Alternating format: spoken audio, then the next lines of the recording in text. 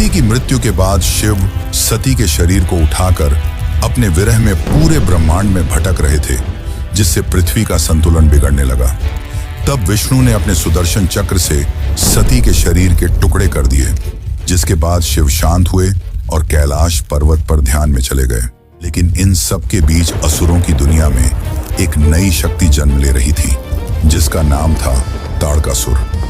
वह शिव की अनुपस्थिति में बढ़ती हुई अराजकता का प्रतीक था। उसने कठोर तपस्या की और अपने तपोबल से पूरे ब्रह्मांड को हिलाकर रख दिया। अंततः उसकी तपस्या से प्रसन्न होकर ब्रह्मा जी प्रकट हुए। ताड़कासुर जानता था कि शिव सती के विरह में कैलाश पर तप में लीन है और कभी दूसरा विवाह नहीं करेंगे। ऐसे में उनके पुत्र होने का तो सवाल ही नहीं उठता। यह वरदान पाकर ताड़कासुर चारों ओर तबाही मचाने लगा। उसका आतंक तीनों लोकों में फैल गया। देवताओं के आश्रम जल गए, यज्ञ नष्ट हो गए और स्वर्ग भी कांप उठा। शिव जो सदियों से मौन थे, अब अपने विवाह की तैयारी में थे, पर यह तैयारी संसार जैसी नहीं थी। परंतु उनकी बारात, वह तो पूरे ब्रह्मांड की सबसे अनोखी बारात बनने वाली थी। चारों दिशाओं से विचित्र प्राणी आने लगे। कोई भूत था, कोई प्रेत, कोई योगी, कोई सिद्ध, कोई नग्न था, कोई राख से ढका, कोई डमरू बजा रहा था तो कोई चिल्ला रहा था। हर हर महादेव।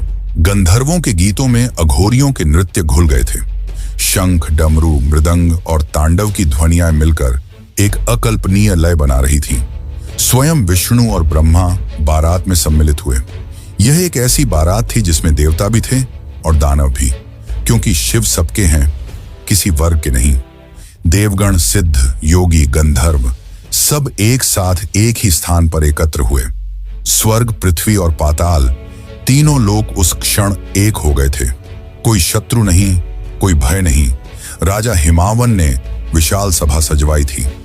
सुवर्ण कलशों में गंगा जल भरा गया। वेदों के मंत्रों की ध्वनि पूरे वातावरण में गूंज रही थी। स्वयं ब्रह्मा ने आचार्य बनकर विवाह का विधान आरंभ किया। उनका स्वर गंभीर परंतु मधुर था। ओम पार्वत्यै शिवाय नमः। विष्णु ने आगे बढ़कर कन्यादान किया। यह कोई साधारण क्षण नहीं था। स्वयं सृष्टि का पालक अपनी ही ऊर्जा का दान कर रहा था सृष्टि के संहारक को, ताकि सृजन, पालन और संहार का संतुलन फिर से स्थिर हो सके। ब्रह्मा ने अंतिम मंत्रोच्चारण किया और उसी के साथ यह भव्य विवाह संपन्न हुआ। जैसे ही विवाह संपन्न हुआ, सभी भूत, प्रेत, देवता, ऋषि, राक्षस सबने एक साथ जय घोष किया, हर हर महादेव। उस क्षण ब्रह्मांड स्थिर हो गया। समय मानो एक पल के लिए रुक गया था, क्योंकि शिव और शक्ति अब एक थे। इस एकत्व ने सृष्टि को नया संतुलन दिया। वही ऊर्जा जो पहले विरह में विकृत हो रही थी, अब प्रेम में परिवर्तित हो गई थी। देवताओं ने ब्रह्मा से पूछा, प्रभु अब क्या होगा?